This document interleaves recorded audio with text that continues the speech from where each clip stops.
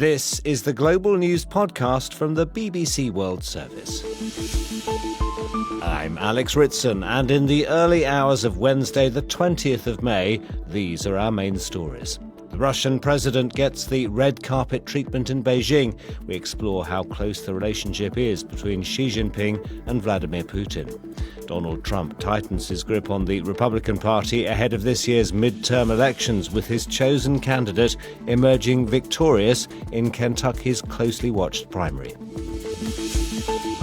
Also in this podcast, we have played with passion, with emotion. We played. I feel like we have honestly deserved this title. We're just so happy. We can't put into words. I cannot speak. To the delight of their fans, Arsenal win their first English Premier League title in 22 years.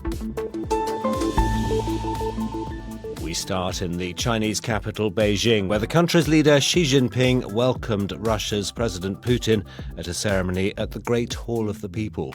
The two leaders inspected a guard of honour as a band played. They were then cheered by a group of children.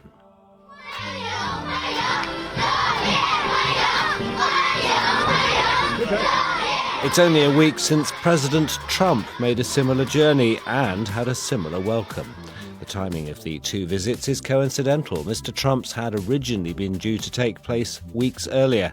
Nevertheless, the images look good for China's President Xi Jinping, world leaders beating a path to his door one after another. Mr. Xi and his Russian counterpart have played up their friendship for years, but Mr. Putin is clearly the junior partner, particularly since Russia's isolation following its full-scale invasion of Ukraine. So just how close is the relationship between these two leaders? Steve Rosenberg is the BBC's Russia editor, and he's been speaking to Oliver Conway. They've certainly developed a pretty close relationship, and they've certainly had the opportunity to do that. I think the two leaders have met more than 40 times. And yes, they called each other friends. I think back in September, when Vladimir Putin was in Beijing, he addressed Xi as my dear friend, and Xi called Putin my old friend. And, you know, there are many moments I can remember, thinking back over the last few years, the moment when Putin and Xi cooked pancakes together, a sign of friendship, pancakes with caviar, and Vladimir Putin gave Xi a big case of ice cream for his birthday, just to illustrate the friendly relationship between the two men. Yeah, I think this is something like Vladimir Putin's 25th visit to China. Now, he won't get any of the pomp, or at least all of the pomp that we saw for Donald Trump last week. But I guess he doesn't need that because they are closer allies. He'll get some of the pomp, I think, for sure. The interesting thing is, one of the things he'll be doing in China is reaffirming the Russia-China friendship agreement that was signed 25 years ago. It's the 25th anniversary. And which Russian leader signed it 25 years ago? Vladimir Putin. It shows how long he's been in power. I mean, the Trump-Xi meeting, that summit, really made headlines around the world, quite a rare event. Vladimir Putin and Xi Jinping regularly meet. So in that sense, nothing out of the ordinary. You talked about the 25th anniversary of the signing of that friendship agreement, but over those years, the relative strengths of the two nations have changed substantially. This is true, yes. Words you hear a lot: cooperation, partnership, no limits partnership, but actually it's not an equal partnership. Russia has become very dependent on China, particularly since Russia's full-scale invasion of Ukraine back in 2022. And you remember that tsunami of international sanctions that was imposed on Russia, basically cutting off access to markets in Europe, in the West. And so Russia became heavily reliant on China economically. I mean, when you think about it, more than a quarter of Russia's exports are bought by China, including vast amounts of fossil fuel since Russia's invasion of Ukraine. That gives you an idea of how dependent Russia has become. For Moscow, this money that it gets from selling to China has become an economic lifeline. And what will Vladimir Putin be hoping to get out of this trip specifically? Well, first of all, let's talk about the optics again. He will want to be seen with the big kid on the block, who is clearly Xi Jinping. China has become really the centre of global diplomacy when you think about it. The Iranian foreign minister was recently in Beijing. Then Donald Trump was in Beijing. Vladimir Putin is coming to Beijing. So being seen with the head of the superpower, that's a big thing. It's important for Vladimir Putin. Our Russia editor, Steve Rosenberg. And there's a longer interview with Steve on our YouTube channel. Search for BBC News on YouTube and you'll find the Global News podcast in the podcast section. There's a new story available every weekday. Donald Trump has tightened his grip on the Republican Party after voters decided not to back a congressman who'd defied the president on a number of issues, including the decision on whether to release the Jeffrey Epstein files and the war in Iran. In primaries in the U.S. state of Kentucky, Thomas Massie lost to challenger Ed Gulrain, who'd been backed by President Trump. The vote in Kentucky's 4th congressional district was being closely watched as a test of Mr. Trump's power within his own party. I spoke to Lisa Kaczynski with the news website Politico and asked her if the result was a surprise. It is and it isn't. So this is what we've seen over the past month is President Donald Trump in this revenge tour against state lawmakers in Indiana who opposed his redistricting effort, against Bill Cassidy, the senator in Louisiana, who had voted to convict him on an impeachment charge in 2021. And then it was Thomas Massie, a longtime thorn in the president's side. Then it was his turn tonight.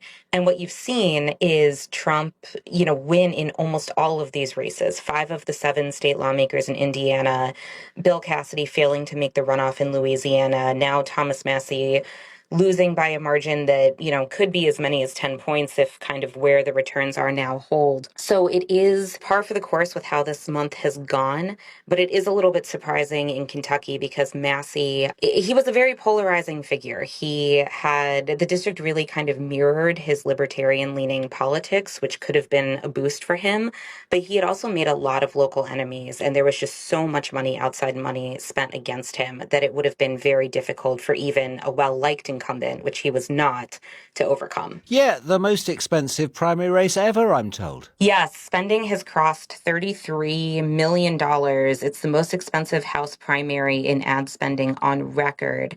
And about 16 or 17 million of that came from MAGA KY, which was a super PAC that President Donald Trump's political team had kind of stood up to target Massie, and from a pair of pro-Israel super PACs aligned with the RJC and the America-Israel Public Affairs Committee. So that was a very powerful force and a very expensive force against Thomas Massie. Yeah, and Thomas Massie, well, seen as a thorn in President Trump's side, but most of the time he voted with the president, didn't he? He did, and he tried to kind of thread that needle where he would kind of wear his breaks with Trump as principled stands and as a badge of honor, where he was sticking with his conservative principles, and it was the administration that had shifted in his mind.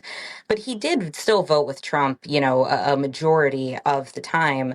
But in a time where the president kind of demands, 100% fealty, that definitely was not Thomas Massie. And that message, what? That Donald Trump has an absolute iron grip on the entire Republican Party? That is certainly what it seems. And this race will be dissected in the margins and the counties and whatever to see kind of if there is any fraying of the coalition. Obviously, Republicans are splintering a little bit over foreign interventions, over Israel, things like that. But Massie was really leaning on that to boost him to another term and boost him over this challenge, and that didn't work for him. So it does certainly appear that Trump, very much at least in electoral politics, remains, with a vice-like grip over the base. Lisa Kaczynski from Politico. There's more worrying news on the Ebola outbreak. A virologist with the World Health Organization has told the BBC that in the next few days the number of suspected cases could reach 1,000 in the east of the Democratic Republic of the Congo. Nixie Guamede Mualetsi also said that it was hard to measure the full scale of the crisis because of a shortage of testing equipment, and there was a backlog of samples waiting to be analysed. More than 130 people are estimated to have died in the latest outbreak. One person with first-hand experience of dealing with Ebola is Tom Frieden, who led the US Centers for Disease Control, the CDC, when there was an epidemic in West Africa. So how worried is he? A question put to him by Tim Franks. I'm extremely concerned. This is a very serious and potentially devastating Ebola outbreak. The world again faces grave risk and needs an urgent response. This outbreak likely spread not just for weeks, but probably for months by the time it was found. And by the time a response started, there are now more than 500 cases. In West Africa, the Ebola epidemic 2014-2016, there were 40 or 50 cases by the time the response started. The geographic area is broad. We already have cases in Kinshasa and Kampala, which are capital cities. We know that urban Ebola can be very difficult to control. And there are really highly experienced, highly talented, very dedicated doctors, nurses, laboratory specialists, epidemiologists in both DRC and Uganda who are able to stop outbreaks, have stopped Ebola outbreaks before, but time really is of the essence. In an Ebola outbreak, minutes, days, weeks make an enormous difference. What we found in West Africa was that if we got there in days and started outbreak response, the outbreak could be stopped in a couple of weeks. If there was a delay of even 1 week, that outbreak could go on for months. The World Health Organization representative for the DRC has said the WHO has been working, I think her words were, very well with the US government on this Ebola outbreak. But she did say that reductions in health funding overall have had a tremendous impact on the organization's ability to counter the disease. Ebola is back, and the US government has spent much of the past year weakening our defenses against it. That includes both the US CDC, which has been, frankly, under assault by this administration. Close to 3,000 staff have been fired, forced to retire, let go. Most of the directors in the organization are acting or absent. Even the overall director, Dr. Jay Bhattacharya, who does appear to be working hard to get the CDC back on track, is doing this as a part-time job. In addition, the US has not only pulled out of WHO, it's not only defunded WHO, it's not only failed to pay its past dues, but it's also abruptly withdrawn dozens of specialists who were seconded or loaned to WHO and were working side by side with them on a range of issues. But I wouldn't rush to put it at the feet of the US government, quite frankly. This is an area that is remote, that is insecure. It's an uncommon strain of Ebola, so the initial tests were negative. The specimens have a long way to travel. It's among the hardest places in the world to do public health work. But I do know that the recent changes are making it much harder for the world to mount the kind of robust response that we mounted a decade ago in the 2014 to 2016 outbreak, and that is even more needed now because we're really behind the eight ball. Tom Frieden speaking to Tim Franks. Still to come. Local villagers and lighthouse keepers telling us about in the night these strange sounds that are rattling their window panes and their dog is hiding under the bed. Can you explain? An eerie humming noise from the ocean. All of that later in this podcast.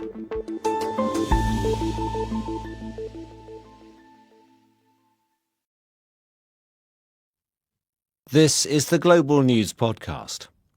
In Germany, the trial of pro-Palestinian activists is sparking controversy. The five, including 2 British citizens, are part of Palestine Action Germany. The UK has proscribed Palestine Action as a terrorist group, but Germany has not. The trial of the so-called Five could set a precedent for the future, where protesters are tried as being members of a criminal organisation. The case has sparked a debate about how Germany, traditionally a strong supporter of Israel, is dealing with pro-Palestinian protesters. Bethany Bell reports from Germany.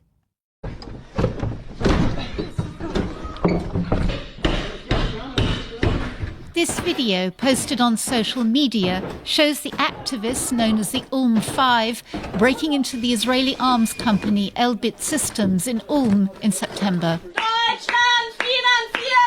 Germany finances, Elbit system produces, Israel bombs, they shout. The video shows them destroying equipment and spray painting the words baby killers on the walls. Free, free Palestine! Free, free Palestine! Free! The group is accused of destroying around €1 million worth of property. Prosecutors have accused them of smashing screens, PCs and equipment. They've charged the group with trespassing and with membership of a criminal organisation. The activists have also been charged with using symbols of Hamas, which is prescribed as a terrorist organisation in Germany. The prosecution and defence have clashed in court over the way the activists are being treated. Chaotic scenes on the first day of the trial, with supporters cheering and shouting when the activists entered the courtroom. They were handcuffed and put behind a glass wall. 2 British citizens are among them, Crow Trix and Hannah Hailu, known as Zoe. The families say the state is trying to make an example of them. Crow's sister Kit told the BBC the charges against them are disproportionate and their treatment unacceptable. They've not harmed anybody, and there's not even a charge of threat of harm. Do you know what I mean? Like, this is a case of property damage, and this is how they're being treated. Zoe's mother, Nikki Robertson, says the Ulm-5 should be released on bail and given a fair trial. Zoe's got quite sore wrists, and that's from being handcuffed, which I'm absolutely disgusted and outraged about. They shouldn't be in those handcuffs anyway. It's completely inappropriate to have brought them into court like that. In a statement to the BBC, German prosecutors denied that the charges and treatment were disproportionate. They said they hadn't requested any special conditions of detention and the restrictions were standard under German law. The activists are now on trial in Stuttgart-Stammheim, a high-security prison. Their lawyers say it gives the impression their clients are dangerous individuals. In the UK, where there have been extensive protests by Palestine Action, it's prescribed as a terrorist group. In February, the High Court ruled that was unlawful. The government is appealing against the decision. Yasmin Khuder from Amnesty International Deutschland says in Germany, Palestine Action is not prescribed as a terrorist organisation. Independently of the ongoing proceedings in the UK, it is important to note that the original ban applied explicitly to Palestine Action UK and had no international usage. We are also deeply concerned by the repeated references in this case to the UK ban within the German proceedings. Im Bewusstsein der Verantwortung Deutschlands für die Shoah. This was former German Chancellor Angela Merkel in 2008 in Israel. Germany's Never Again doctrine, its special responsibility towards the State of Israel, has shaped its politics and society. Of course, I think these types of actions are very shocking to the German public. Property destruction on an Israeli firm. Joël Klisetig, an analyst at Armed Conflict Location and Event Data, says Germany's different approach to such cases stems from historical sensitivities due to its role in the Nazi Holocaust. He also said that Germany has seen significantly fewer pro-Palestinian protests than the UK. This case kind of, is the epitome of a harsh crackdown, by German authorities on the Palestinian cause. If found guilty, the activists face up to 5 years in prison. Bethany Bell.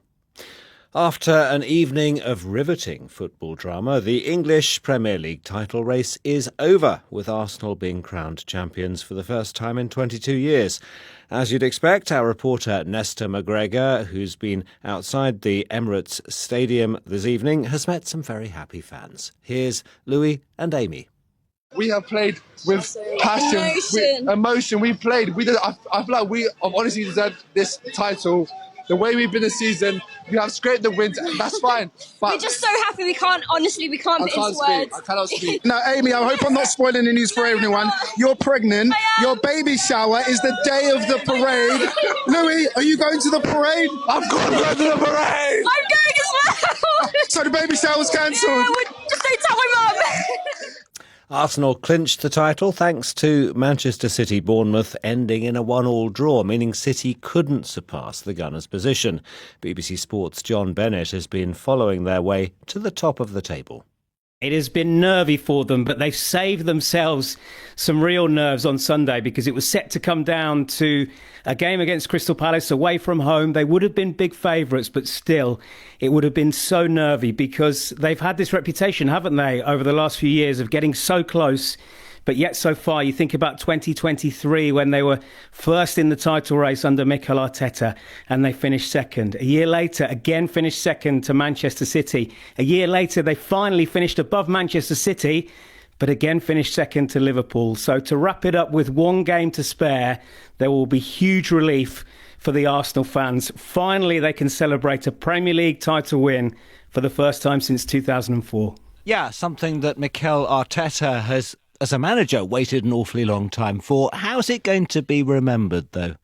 Well, in terms of style of play, this Arsenal team have changed, haven't they? It's not the free-flowing football that we've seen in the past from Mikel Arteta. It's been based on grit, on determination, on set pieces. But I don't think the Arsenal fans will care about the style. They just wanted the trophy, and I think they will be so proud of the team, but in particular the manager. When he took over, Arsenal were in disarray. Yes, he won the FA Cup, but the culture of the club wasn't working. The connection between the fans and the players wasn't there. The quality on the pitch wasn't there. So this was a long process, and Mikel Arteta's motto was trust the process. The fans had to get behind this and understand what he was doing, like getting rid of a star player like Pierre-Emerick Aubameyang because he didn't fit in with his culture. So finally, this has paid off. Not only this Premier League title win, but remember, they're also in the Champions League final as well. So they've got that to look forward to. This has already been a season to remember, but it could get even better. So the Arsenal fans are absolutely loving life right now after a number of disappointments over the last 22 years. A disappointing end to the season for Manchester City, though. They didn't manage to catch up, and it seems Pep Guardiola, who's given us some very exciting football over the years, and he's seemingly on his way as head coach. Yes, a disappointing end for him, although we have to remember they did win 2 domestic cup competitions, and he said last week, even before the English FA Cup final, which they won on Saturday, he said that whatever happens in the title race, this will still have been a very successful season. And what a legacy Pep Guardiola will leave, not just on Manchester City, but on English football. In terms of Manchester City, 17 major trophies since he took over. And in terms of English football, he has arguably changed the way that football is played in England. So many people have tried to copy his style of football, playing out from the back, and almost the tiki-taka style that he had, and he launched at Barcelona. So an incredible legacy that he leaves. But yes, there will be that disappointment for him that he goes without winning one last Premier League title, a competition that he has dominated since arriving in England. And some more football drama earlier in the day, John. Southampton relegated and expelled from the Championship playoffs over spying. This is an astonishing story. So Southampton were in the English second-tier playoff final. So they were thinking that they had a game to play 90 minutes away from the Premier League. They were playing Hull City with a chance to go up to be promoted into the Premier League. But they have been thrown out of that game. They won't play in that game. Instead, Middlesbrough will play Hull City in the playoff final. It's because of, to put it in simple terms, they've been accused of spying. They illegally watched training sessions of 3 matches, 3 opponents, including Middlesbrough, who they played in the playoff semi-finals. So they've been found guilty of that. In fact, they've admitted to watching training sessions before 3 matches this season. So they won't be playing in that playoff final. It really is astonishing news. Expelled from what they call the richest game in English football, because if you win that playoff final, you get to the Premier League and there is huge TV money that comes into your club. So a massive blow for Southampton. Last question, John. Arsenal or PSG in the Champions League final? Oh, it's a tough one. Paris Saint-Germain will start as favourites because they won it last year. They have the experience, they have the quality, but there'll be less pressure on Arsenal now that they have the Premier League title already in the trophy cabinet. There'll be less pressure on them. Some of you even described it as a free hit. I wouldn't go that far. But Arsenal, on their day, with their strong defence, they have a real chance against Paris Saint-Germain. Paris Saint-Germain for me, would be slight favourites, but Arsenal have a chance. John Bennett. Finally, an eerie noise has been perplexing lighthouse keepers and fishermen for years.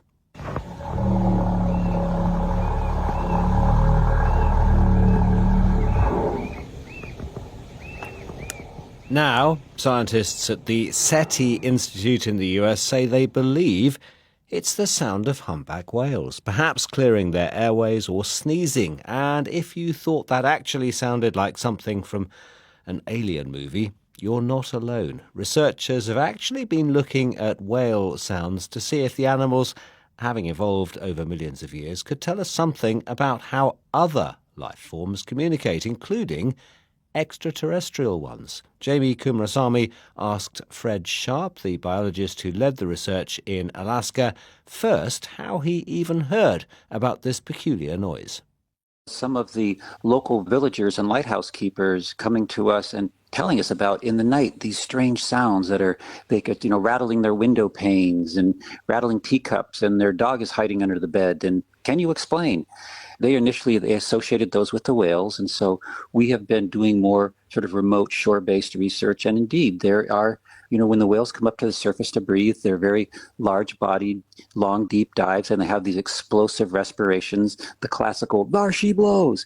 And within those, like all terrestrial mammals, there's lots of information about health and emotion that can be embedded in breath. What is particular about these sounds? Well, one that we're quite interested in is this very low-frequency, elephant-like aerial rumble that we've been able to pick up essentially coming over the horizon at a distance of at least 6 or 7 miles. And so that's very exciting. It doesn't appear in the scientific literature, and we're asking, what is the function? Is this a whale-to-whale communication? Is it some sort of self-soothing sound? Or is there some explanation yet that we're still trying to find out? What causes it? Is there something particular about the humpback? Well, the humpbacks, they're baleen whales, and they have in their blowhole, their forehead, they have one of these anatomical fat plugs that we believe are used to help prevent water incursion during the deep dive. But when they're up at the surface, these appear to be rattling around and may be put to other uses, like clearing sinuses or communication. And in terms of why these sounds are particularly useful, is it because humans, not having realized before that these were whale sounds, can identify whales at greater distances and prevent collisions with ships, that sort of thing? Exactly. They have conservation applications for advising shippers and fishers. Also, we can census them and know that they're out there, and also getting insight into their interior lives and correlating those with their underwater sounds. And of course, the SETI Institute, those for seeking life in the universe, they're very interested in these because they tell us a lot about human perceptual shortfalls. If these loud signals coming from animals are routinely heard by passive ocean users, yet have gone undocumented in the scientific literature, whales that have independently evolved in the oceans, they have very diverse communication systems. And we can do better when we're seeking life in the cosmos by having as many understandings of diverse communication systems here on Earth to help us build better search filters when we're peering into the cosmos. Fred Sharp. And that's all from us for now. If you want to get in touch, you can email us at globalpodcast@bbc.co.uk. You can also find us on X at BBC World Service. Use the hashtag #GlobalNewsPod. And don't forget our sibling podcast, The Global Story, which goes in depth and beyond the headlines on one big story. This edition of the Global News Podcast was mixed by Louis Griffin. The editor is Karen Martin. I'm Alex Ritson. Until next time, goodbye.